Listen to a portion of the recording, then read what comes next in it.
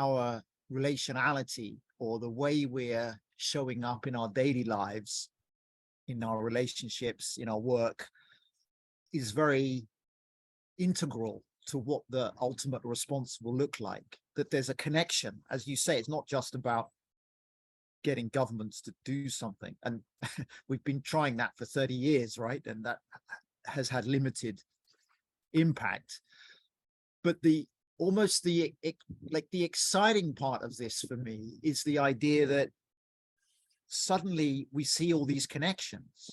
Like, I might see that I'm depressed, and I might start to see that my depression is related to the kind of working environment I'm in.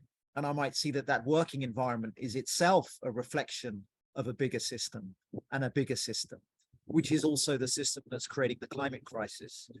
And we may go deeper and look at the origins of that system in hundreds of years of colonialism and imperialism.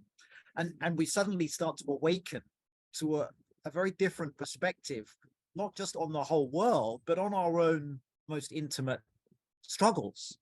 And I think that, for me, although that at one level could sound like something very overwhelming, on the other hand, it feels to me like something very empowering, because ultimately people care individually about how they feel and what's going on in their immediate environment. But when we start to understand that this is all fractals, and that the way that we relate to ourselves, even internally, is then reflected in how we treat other people, and the kinds of compromises we make and the systems we participate in, suddenly our whole identity can start to shift. And I think it was Liam, you used the word agency. We realize maybe that we have far more agency than we thought. And even more, we actually realized we weren't even who we thought we were. Like, our whole sense of who and what we are begins to undergo a radical shift.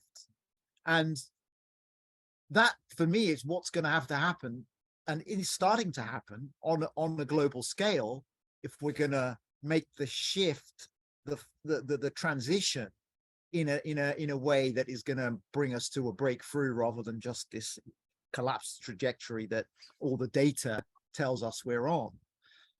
But at the same time, that can sound very abstract or very even idealistic. And yet I just feel like that is what it will be. It will be something that changes what it is to be human, as much as it is going to be about policies or